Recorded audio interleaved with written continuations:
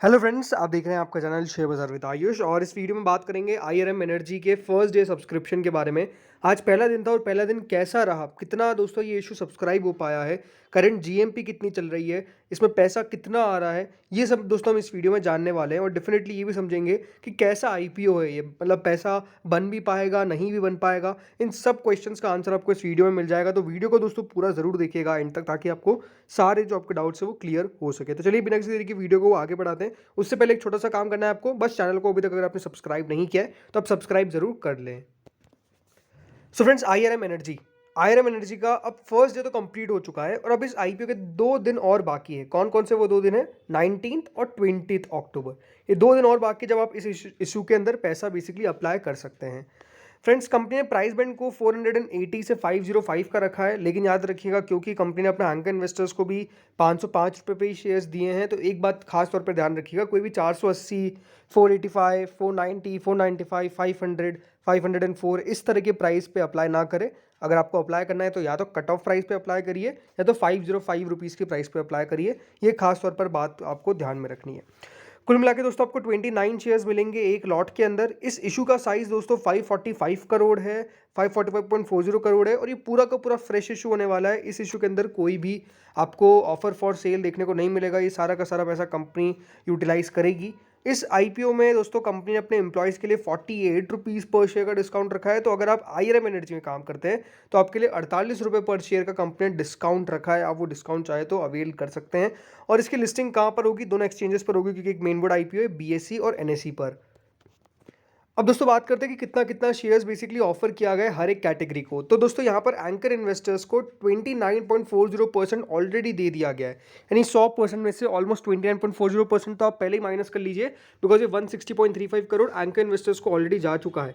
इसके बाद दोस्तों क्यूआईबीज को 19.60% के शेयर ऑफर किए गए हैं, जो ऑलमोस्ट 106.90 करोड़ था।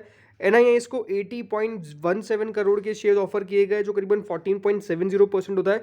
एनआईएस में भी दो कैटेगरी है, एक बिग एनआईएस की और एक स्मॉल एनआईएस की। बिग एनआईएस को ऑलमोस्ट 9.80% एंड स्मॉल एनआईएस को 4.90%।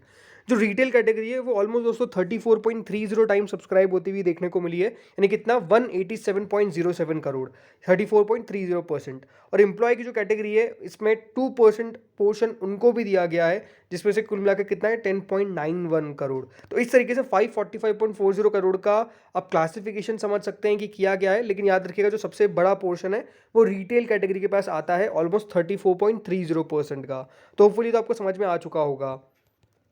अब बात करते हैं कि फर्स्ट डे कितना ही सब्सक्राइब हुआ है। तो फर्स्ट डे क्यूआईबी का जो पोर्शन है वो पूरा सब्सक्राइब होने में कामयाब हुआ है। 1.07 टाइम्स क्यूआईबी से सब्सक्रिप्शन पहले दिन रिसीव हो चुका है। बहुत कम बार मैंने देखा है कि क्यूआईबी का पोर्शन फर्स्ट डे भर जाता है, बट हाँ ये है कि भर गया ये इशू। कुल मिला के क्यूआईबी से पहले दिन 114.15 करोड़ रुपीज़ रिसीव हुए हैं, यानी अच्छा खासा पोर्शन सब्सक्राइब हो चुका है पहले दिन। Because QIB mainly last day वाली पार्टी है, आखिरी दिन पैसा लगाते हैं। पहले दिन अगर जितना ही पैसा आ रहा है वो ऑलमोस्ट ठीक है, मतलब 1.07 टाइम्स कहीं से भी बुरा नहीं है। अगला है दोस्तों नॉन इंस्टीट्यूशनल बायर्स का, तो 2.60 टाइम्स नॉन इंस्टीट्यूशनल बायर्स ने इस इशू को पहले दिन सब्सक्राइब कर दिया है। कुल मिला के 208.69 करोड़ रुपए कंपनी से रिसीव हुए हैं, मतलब एचएनआई से रिसीव हुए हैं पहले दिन कंपनी को 2.60 टाइम्स। कुल मिला के इसमें जो बिग एचएनआई है वो 2.23 टाइम्स सब्सक्राइब किया है, जो ऑलमोस्ट 119 करोड़ होता है। और स्मॉल एचएनआई ने 3.34 टाइम्स सब्सक्राइब किया है, जो ऑलमोस्ट 89.39 टाइम्स होता है। लेकिन पहले दिन अगर आप सब्सक्रिप्शन की बात करते हैं तो डेफिनेटली एचएनआई की तरफ से एक अच्छा सब्सक्रिप्शन फर्स्ट डे रिसीव हुआ है। इसके बाद दोस्तों आती है रिटेल कैटेगरी। अब रिटेल कैटेगरी ने भी पहले दिन अच्छा सब्सक्राइब किया है, इसमें ज़रूर रिटेल का पोर्शन सबसे बड़ा है, इसीलिए 1.79 टाइम आपको सब्सक्रिप्शन दिखेगा। बट पहले दिन रिटेल से कितना पैसा रिसीव हुआ है? 334.59 करोड़, जो अपने आप में सबसे ज़्यादा है बाकी दो कैटेगरीज से, एचएनआई और क्यूआईबी से 114 करोड़ के आसपास रिसीव हुआ है और एचएनआई से 208 करोड़ रुपीज़ रिसीव हुआ है। लेकिन रिटेल से 334 टाइम सब्सक्राइब हुआ है, लेकिन स्टिल 1.79 टाइम सब्सक्राइब क्यों हुआ है ये? बिकॉज रिटेल का जो पोर्शन है वो सबसे बड़ा पोर्शन है। कंपनी का एम्प्लॉय एकमात्र ऐसी कैटेगरी है दोस्तों जो आज पूरी सब्सक्राइब नहीं हो पाई। 0.38 टाइम अभी तक जो एम्प्लॉय पोर्शन है वो बेसिकली सब्सक्राइब हुआ है। 4.10 करोड़ रुपीज़ रिसीव हुए एम्प्लॉय पोर्शन से। बट जो इशू है वो फर्स्ट डे 1.72 टाइम्स, यानी फुल्ली पहले ही दिन फुली सब्सक्राइब होने में कामयाब हुआ। ये अपने आप में एक बढ़िया इसके लिए पॉइंट है। दूसरी बात, कंपनी को पहले दिन कुल मिलाकर 661.53 करोड़ रुपीज़ रिसीव हुए हैं, जो बढ़िया सब्सक्रिप्शन कहा जाएगा, कहलाया जाएगा पहले दिन। तो पहले दिन का परफॉर्मेंस IRM एनर्जी का इट्स क्वाइट गुड, ये कह सकते हैं। अच्छा सब्सक्रिप्शन रिसीव हुआ है और पहले दिन अगर इस तरीके का सब्सक्रिप्शन आता है तो ये अनडाउटेडली बूस्ट करता है, ग्रे मार्केट के अंदर भी एक बूस्ट लेके आता है कि सब्सक्रिप्शन अच्छा खासा निकल कर आ रहा है पहले ही दिन। लेकिन डेफिनेटली आप सबके दिमाग में क्वेश्चन होगा कंपनी को लेकर कि इस IPO में पैसा लगाना चाहिए कि नहीं लगाना चाहिए। देखिए, जिस वैल्यूएशन पे कंपनी अपना IPO लेकर आई है, देखा जाए तो बहुत सस्ता नहीं है। मतलब कंपनी ने ऐसे नहीं है कि बहुत ज़्यादा जगह छोड़ी है। तो इस IPO के अंदर अगर पैसा लगा रहे हैं तो लॉन्ग टर्म के हिसाब से लगाएं। अगेन ये मेरा पर्सनल ओपिनियन है, कोई रिकमेंडेशन नहीं है। तो आप जो भी रिकमेंडेशन है वो अपने फाइनेंशियल एडवाइज़र से कंसल्ट करके इसके अंदर पैसा लगाने के बारे में सोचें। बट अगर आप मुझसे पूछेंगे तो अगर लगाना भी है तो सिर्फ लॉन्ग टर्म के हिसाब से लगाना है। और फिर लिस्टिंग गेन भी कौन सा, छोटा लिस्टिंग गेन। मतलब लिस्टिंग गेन कितना, 10-15% का अगर हो जाता है तो वो बढ़िया बात है। नीचे होने के चांसेस कम है, बट याद रखिएगा एक नीचे होने के चांसेस रहते हैं। जब 10-15% की हम बात कर रहे हैं कि 10-15% ऊपर लिस्ट होगा, तो नीचे भी कभी कभार लिस्ट हो जाता है। तो वो सारी चीज़ें हैं जिसका आपको खास तौर पर ध्यान रखना है। बट हाँ, अगर आप पैसा लगाने का सोच रहे हैं तो याद रखिए छोटा लिस्टिंग गेन और लॉन्गर टर्म के लिए ये इशू लगता है कि पैसा इसके अंदर आ रहा है और आ भी रहा है। इसमें भी कोई दोहराई नहीं, क्योंकि पहले दिन अगर सब्सक्रिप्शन 1.72 टाइम सब्सक्राइब हो रहा है, इसका मतलब ये है कि IPO सब्सक्राइब तो अच्छा खासा होने वाला है। अब अगर बात करें इसकी ग्रे मार्केट के बारे में, तो IRM एनर्जी की जो करंट ग्रे मार्केट चल रही है वो 64 रुपीज़ के आसपास चल रही है, यानी ऑलमोस्ट 12.67% ऊपर इसकी ग्रे मार्केट है। यानी ये बात साफ दिखता है कि देखिए अगर लिस्टिंग गेन हो रहा है तो कितना हो रहा है, 12% का। तो इसलिए आपको कह रहा हूँ कि अगर लिस्टिंग गेन के हिसाब से आप सोच के लगा रहे हैं, किसी में लिस्टिंग गेन के लगा रहा हूँ, तो याद रखिए 10 से 15% का लिस्टिंग गेन लगता है कि होगा।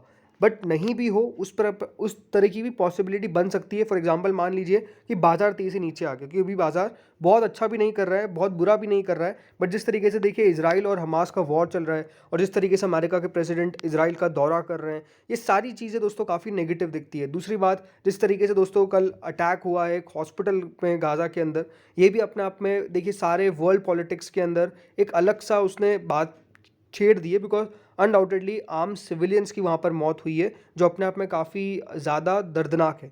लेकिन एक बात क्या होती है इससे कि देखिए जो जियोपॉलिटिकल टेंशन है वो बेसिकली राइज़ करती है, कच्चा तेल जो है वो बेसिकली राइज़ करता है। तो याद रखिए सारे इवेंट्स आपको अपने दिमाग में लेकर चलने हैं, उसके बाद ही पैसा लगाना है। बिकॉज जो लोग काफ़ी डिफेंसिव माइंडसेट से प्ले करते हैं, उन लोगों के लिए ये हो सकता है कि IPO वो वाला हो जो अवॉइड भी किया जा सके।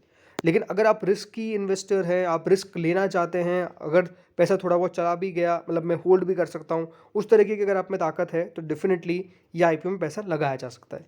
ये दोनों चीज़ें हैं दोस्तों जो आपको खास तौर पर ध्यान रखनी है। बिकॉज जियोपॉलिटिकल टेंशन के बारे में ज़्यादा लोग बात नहीं करेंगे, बट याद रखिए IPOs के अंदर भी बहुत असर पड़ता है उस जियोपॉलिटिकल टेंशन का, उस बात का खास तौर पर ध्यान रखना है। तो इस वीडियो में दोस्तों इतना ही था। बाकी आप लोग अप्लाई कर रहे हैं नहीं कर रहे हैं, मुझे कमेंट सेक्शन में बताइएगा। Thank you friends for watching this.